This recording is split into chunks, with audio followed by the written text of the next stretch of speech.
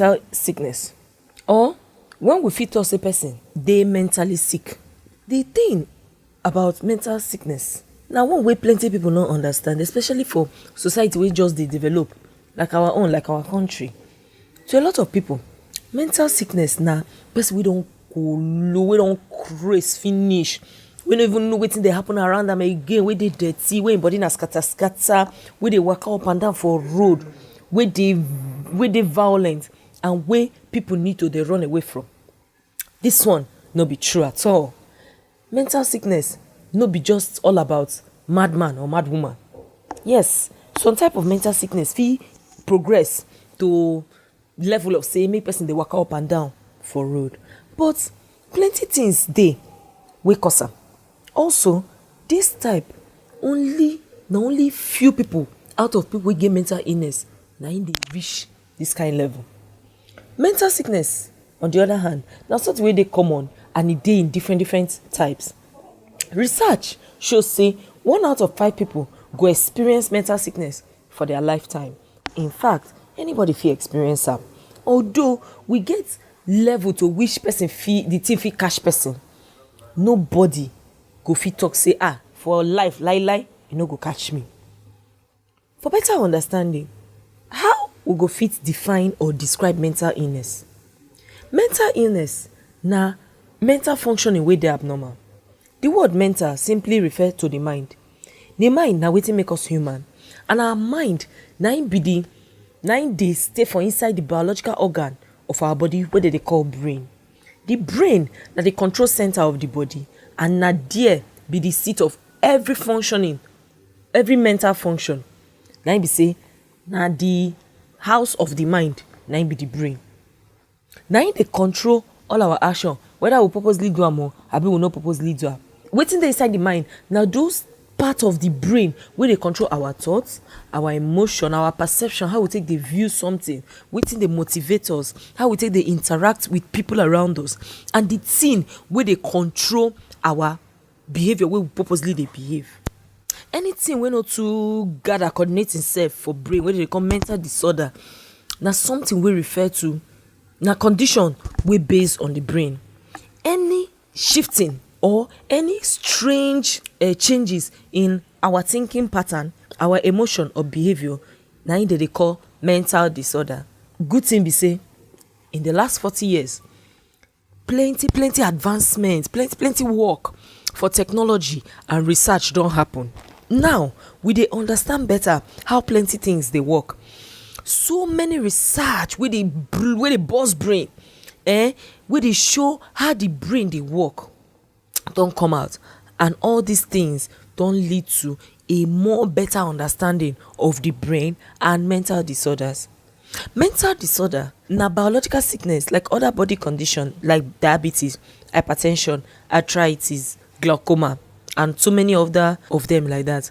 No be say person mind no strong, no be say person no get willpower, say e no fit control im mind, no be im dey cause all these things. Mental disorder dey reduce person thought, behavior, and functioning for im relationship, for their work, for the school or the place where they go learn something, or any other area of anything wey dem dey do, and e no dey allow the person to function with all im full potential. Also, they don prove am beyond any reasonable doubt say mental health na im be the koko, na im be the key, and na im dey for center for complete health and well-being. Just like other organ systems wey dey the body, e get different type. Make we look the cardiovascular system, wey be the heart and the vessel wey dey carry blood from the heart to other parts of the body. Problem fit arise for one of these parts, for the heart chamber, for vein, for the arteries, for the capillaries, and so on. Plenty different type of possible cardiovascular disorder dey, with different things wey dey cause am, in own different symptom, in own sign, the level wey e fit reach, and the kind of thing wey e fit result to. For example, hypertension, heart failure, abnormal beating of the heart, cardiomyopathy, stroke, heart attack, and many other things. For person to talk say cardiovascular disorder or any other thing about the heart, any disorder about the heart, no only stroke, or that stroke na im be manifestation of all the heart disorder wey person fit get, na im be say the person dey very very very very incorrect. Na that same way na im we take get different types of mental sickness wey fit affect different aspects of our mental system. Plenty types of mental disorder, and they exist on a level of continuity. E can happen at any time, e can continue to any level. Some na e no too dey serious, and then only small way e fit affect our functioning. Some dey very very serious, and e go affect patapata functioning o, and e go require more serious ogbonge confirmed treatment. Mental disorder, they dey categorize am based on the main area of the mental function wey the thing affect, although sometimes na plenty area the thing dey affect. This one na because all the aspects of our mental function dey connect to their self, e dey interconnected. Your emotion, e dey affect your thoughts dey affect your emotion. Both of them go affect as you go take behave. Therefore, your behavior na all, when e gather your thoughts, gather your emotion, e go join together, you go come dey behave as you come take reason am. Make we consider some type of mental illness or disorder and the part of the mental system wey the thing affect. For example, depression, bipolar disorder.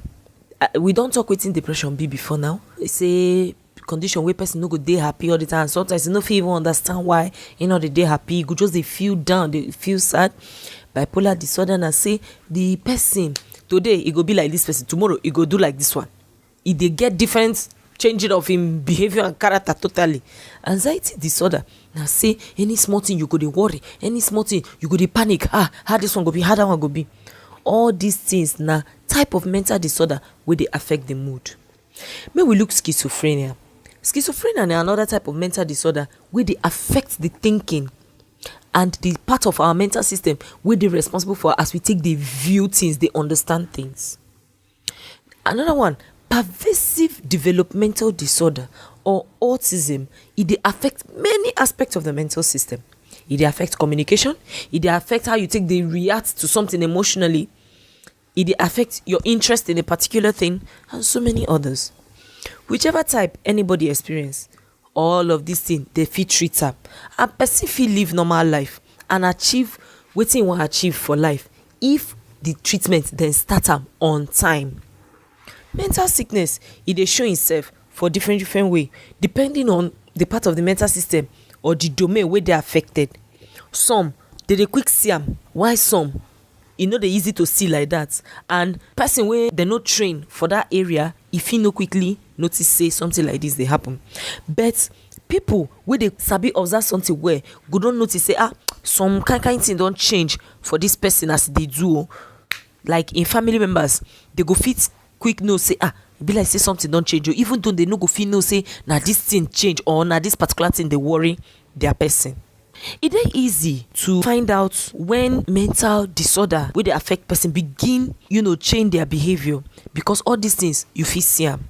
So for example, people fit easily notice say their colleague for their working place just suddenly start to come dey dirty himself, come dey dress well, come dey look clean, e go just dey wear clothes wey no match. But when e involve something like as person take dey think or as e take dey reason something, the sign of that mental sickness fit no quick show, especially if the thing just start newly.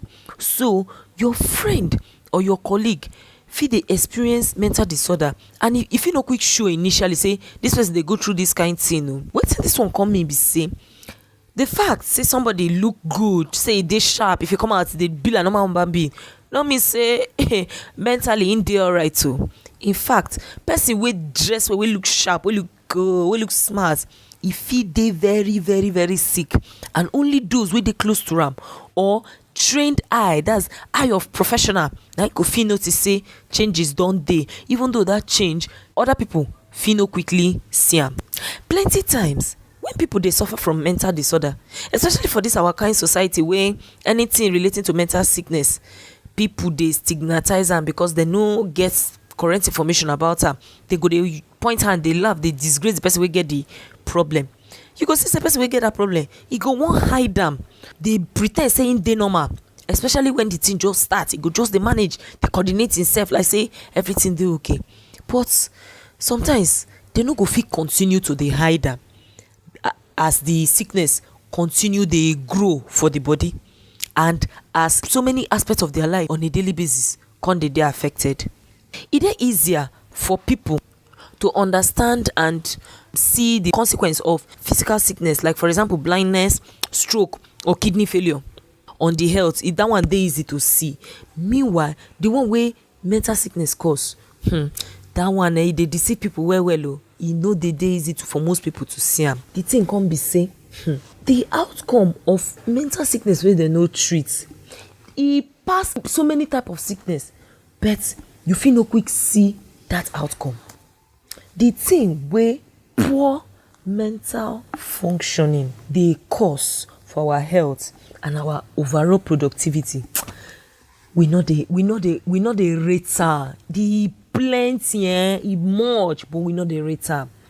Many people wrongly believe say the suffer wey person dey experience for normal sickness, for physical sickness, say e pass that one wey person dey experience if dem get mental sickness. This informate na wrong information, no be true at all. And science don prove say true no be as people think am, na so e be. People feel say illness no dey affect anybody so far say the thing no get wahala. If you fit dey move up and down, if you fit talk or still dey do some small thing every day, na im be say the sickness no too hold you like that. Dem believe say serious sickness na the one wey go make you go dey for bed, you no go fit waka go anywhere, or they go admit you for hospital. Na that one be say e don serious. This no be true. In fact, research and the finding don show say mental sickness e dey scatter body like every other body sickness, and sometimes e dey even pass other ordinary sickness, dey destroy something for body. For example, research don show say depression be like who no dey see road, person wey dey blind. And you fit even compare am to paralysis, that's for your lower limb, that's person wey no fit use im two leg waka. It's almost the same like who get depression. This one come mean say the extent to which that person dey feel say as I no fit waka see as e dey affect my life na so e be for person wey get depression. E dey affect im life just like that person wey no fit take im two leg waka. Just imagine person wey no fit walk because e paralyze for im two leg. This person go get limit to the things wey im fit do without person helping him. Na so e be for person wey get depression wey dem no treat. E get limit, serious limit to as your productivity go fit dey okay, because as you dey function, e depend on your mental well-being. Schizophrenia, which is another type of mental sickness, e be like make you cripple for hand and leg. Na so that one be. Because of the very low knowledge about mental sickness and the way they they see mental sickness as madness, we come dey bring about so many unnecessary stigma and disgrace around that issue. People prefer to call them different name, like psychological disorder, nervous breakdown, or behavioral disorder. Big oyibo where they take they hide the whole thing, make them no quick no say na mental illness they worry the person. Anyone wey you choose or anyone wey you dey more comfortable with, wetin dey more important be say make you understand say mental illness or mental sickness na biological sickness just like other body sicknesses. That word mental na simple and innocent word wey people don misunderstand for a very long time. They don turn am to mean another thing. Mental functions na the brain dey carry am out. Just like our digestive function, we go talk say na inside our belle e dey happen. Our breathing or respiratory function na your lung, they work together with your nose, take care of your breathing function. Your blood, say the blood dey flow for all your body, na your heart. Na so our mental function dey controlled by the brain. Therefore, mental sickness or mental disorder no be something wey you suppose take like small thing dey do am anyhow or make you leave am make you no treat am. Join body of everything we talk now be say mental disorder na biological condition like other health conditions such as diabetes, hypertension, arthritis and all their brothers dem. Na condition wey fit happen to the brain and e should be treated immediately and dem fit treat am as well. Evidence-based treatment dey. This one be na talk and do treatment. Recovery dey possible and the people wey the thing affect, they can go back to their life as e suppose be, wey be say the life go dey function as they need am. Therefore, you no need any reason to dey shame or dey hide.